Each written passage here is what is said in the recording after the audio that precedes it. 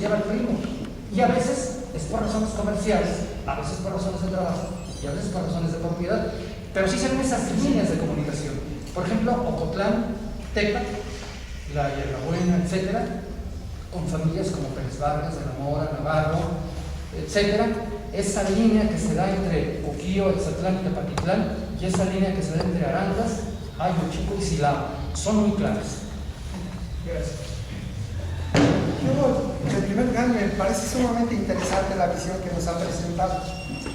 A mí me quedan algunas dudas.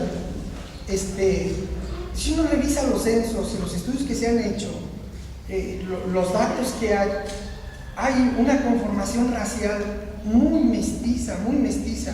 Yo me puse el otro día a examinar los datos que da Carmen y Casoriaga a partir de lo que publicó en Tepatitlán Jesús González Martín, y quien lo recibía a su vez era un historiador norteamericano que tiene un libro famoso, no me acuerdo ahorita cómo se llama, el historiador, que se metió en serio a estudiar el censo, y me puse a hacer todo el esquema de los grupos raciales.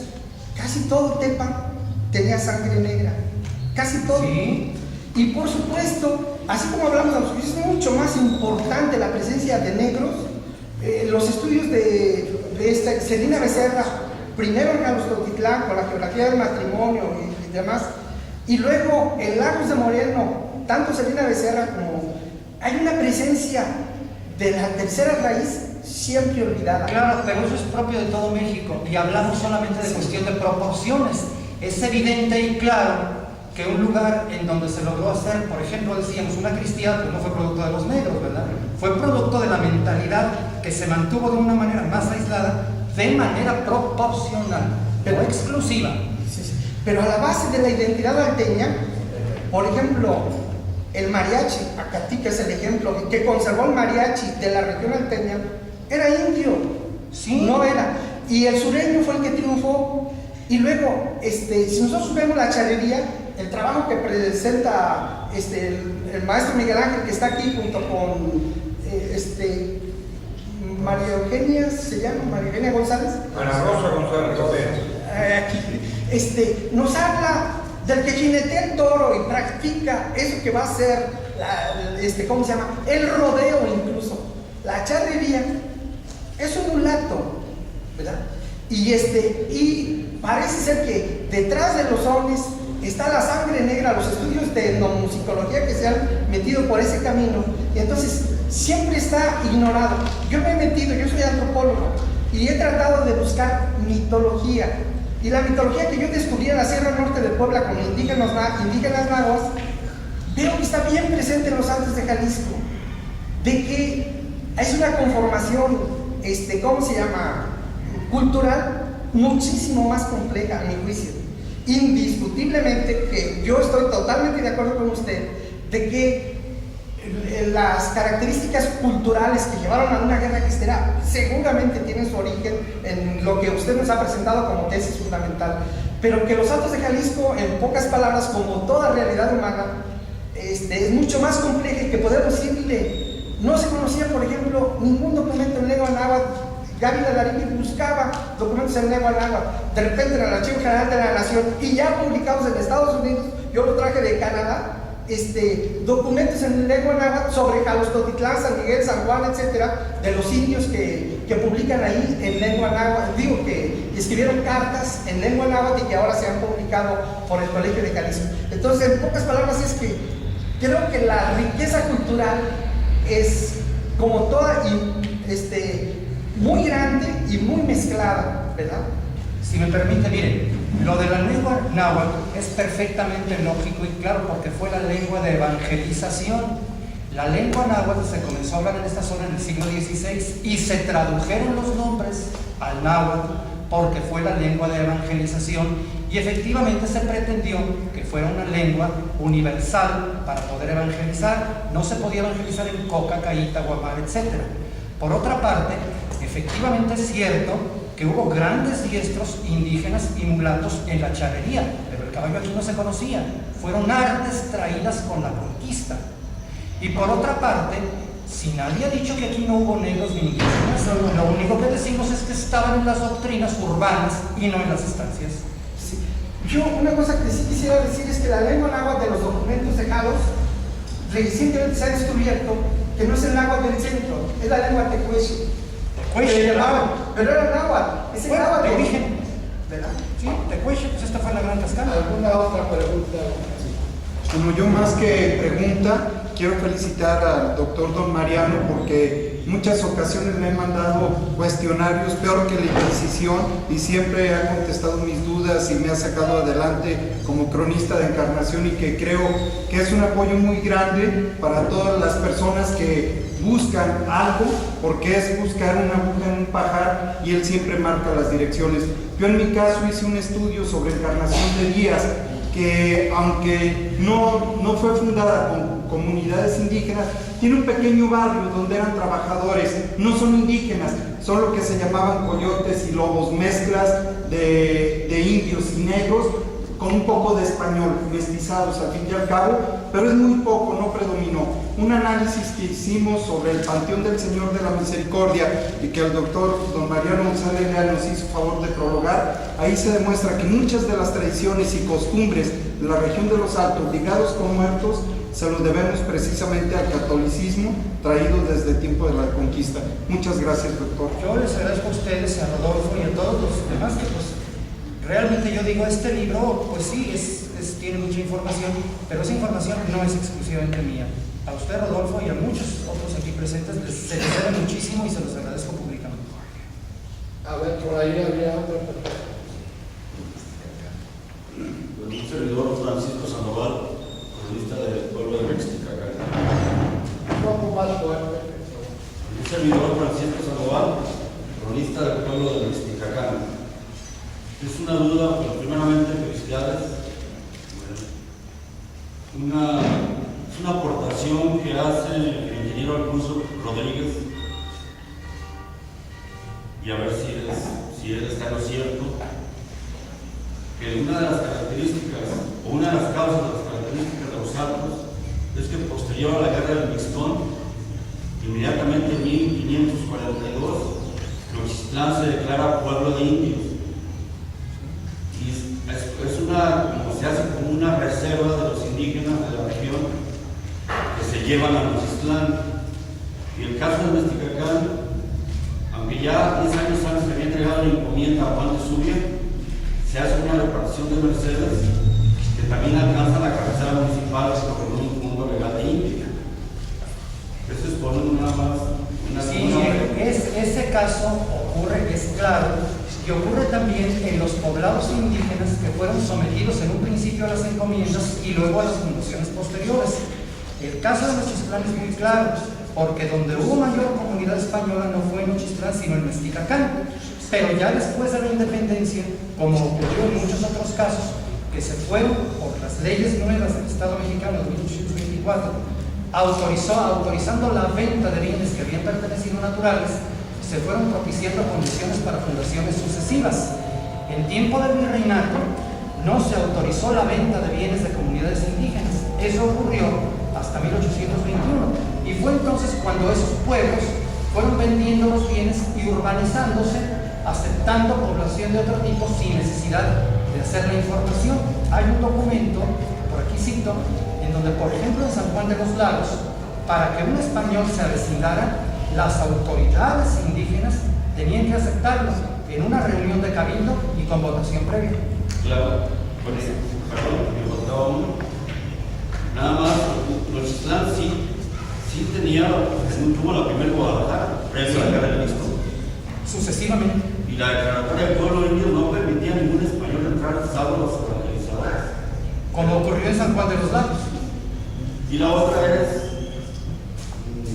estoy de acuerdo con la gran epopeya de la guerra cristera, pero lo que nos une a la región de los Altos, incluyendo Zacatecas, Michoacán, Aguascalientes y León, es ese gran patrimonio cultural previo a la guerra cristera. Inclusive la guerra cristera nada más fueron 3-4 años de una gesta nada más. Yo lo consideraría el rico patrimonio cultural de los Altos. Claro, eso tiene una manifestación externa, pero no constituye la entidad, que es lo que usted menciona, el patrimonio que ¿Alguien más? Muchas gracias.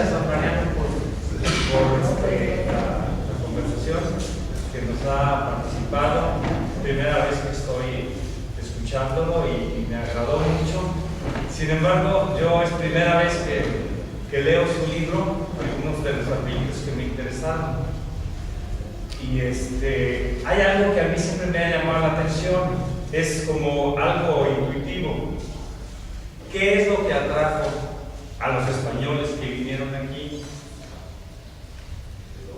Pienso yo que no les ofrecía en aquella época gran cosa de lo que se practicaba. O sea, no había riqueza, no había minería, tierras que no eran, creo que siguen siendo semiáridas. A veces me pongo a pensar si eran españoles que no fueron tan afortunados como otros que pudieron ir a lugares más ricos. ¿Qué los atrajo a venir aquí? Mire, no es cuestión de que hayan sido afortunados o menos. Realmente hubo de todo en todas partes. Esta parte, no olvidemos que era parte del camino real entre la capital de los dos reinos. Era zona de frontera con la Nueva España. Y precisamente porque aquí no hubo minería, aquí floreció la ganadería. La ganadería fue uno de los puntos económicamente más sólidos aquí. Entonces, no todo México tiene la misma riqueza y toda tuvo el mismo tipo de inmigrantes. Realmente no buscaban determinado tipo de riquezas. No todos se fueron a los lugares mineros, ni Los Altos es la única zona que no fue opulenta en este tipo de cuestiones. Los lugares fueron determinando sus vocaciones de acuerdo con la población que allí se estableció, y yo considero que una de las riquezas que en el virreinato hubo en Los Altos fue la ganadería.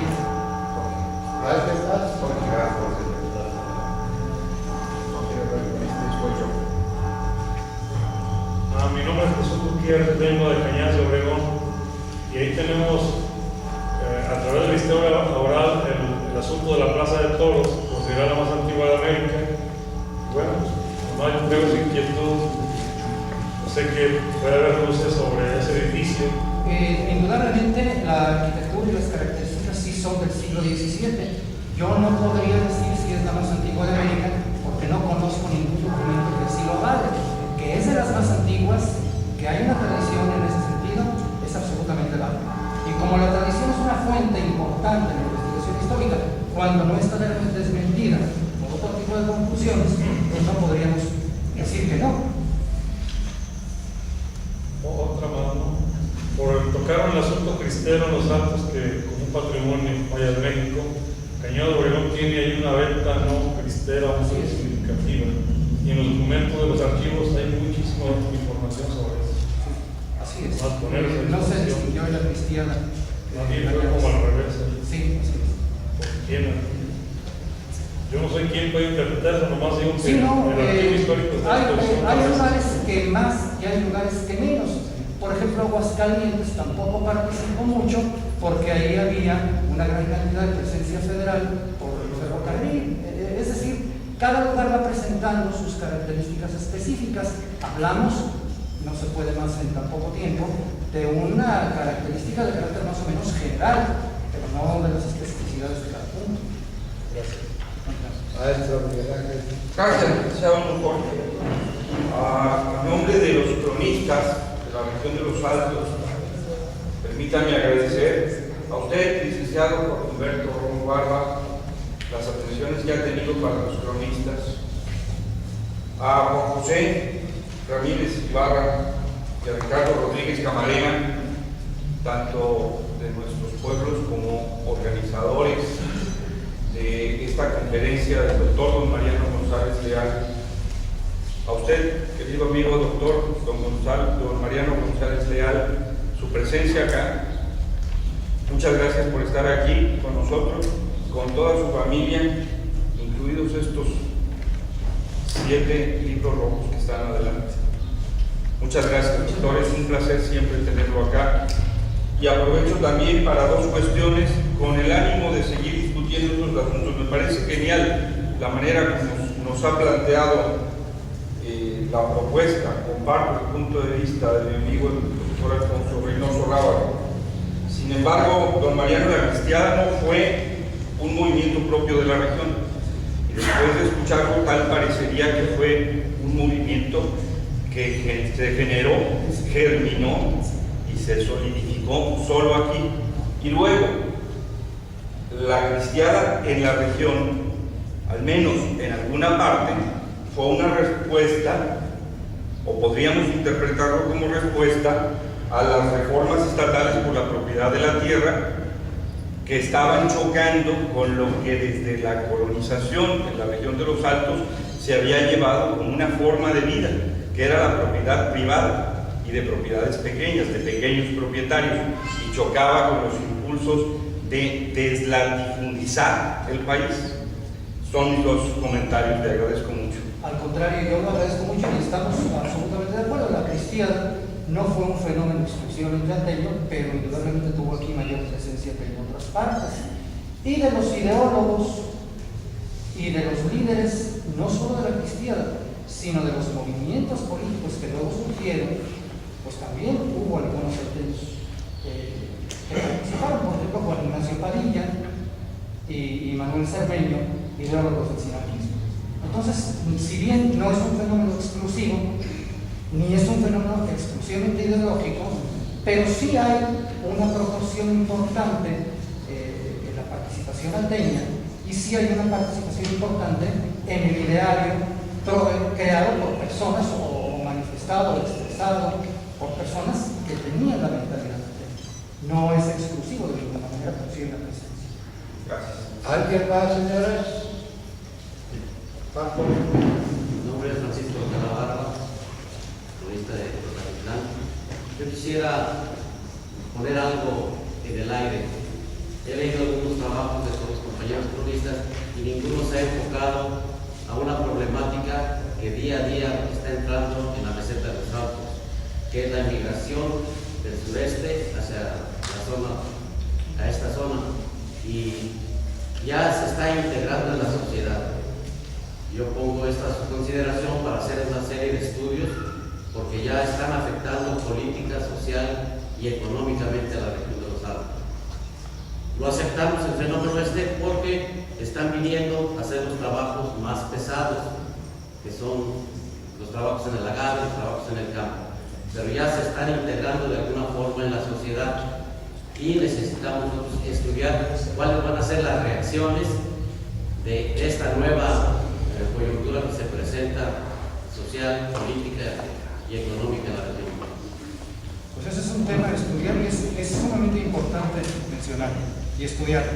Igual que es importante mencionar el otro fenómeno que no pudimos estudiar aquí por razones de tiempo, que es la influencia de las costumbres norteamericanas generadas por la inmigración de alteños, que es otro fenómeno muy interesante. Ambas cosas chocan con la mentalidad tradicional de la región, por lo tanto hay que estudiarlas. Una última pregunta. A ver, maestro. Desde luego que la translocalidad, naces en un lugar y vas a pasar a otro, es fenómeno de toda la humanidad, todo el tiempo, es permanente. Y entonces no hay que asustarse por movimientos, todo el tiempo estamos.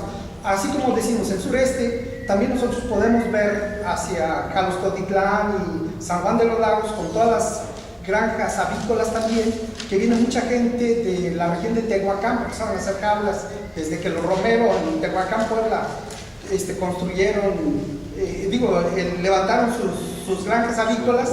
Hay mucha gente que es técnico en eso, ¿verdad? Entonces, ese fenómeno es como muy, muy común. Ahora, hay un mundo de información, pero un mundo de información sobre la migración y los efectos. Se hacen cantidad de tesis, de trabajos científicos de alta calidad, muchos de ellos no publicados, pero que andan por ahí, sobre los efectos de la migración a Estados Unidos, ¿verdad? Ahorita yo tengo por lo menos en mente 3 o 4 trabajos sobre el asunto, desde los primeros que hicieron en Arandas, sobre la migración en general, sobre la migración desde 1930 por ahí, ¿verdad? Sí, Hay un trabajo sobre este tema muy interesante que hizo él, que luego fue provincial de los jesuitas, el padre Juan Luis Orozco, sobre la inmigración a Estados Unidos, un trabajo muy amplio con el que se doctoró en la Sorbona, y tampoco es muy conocido, pero sí es muy importante.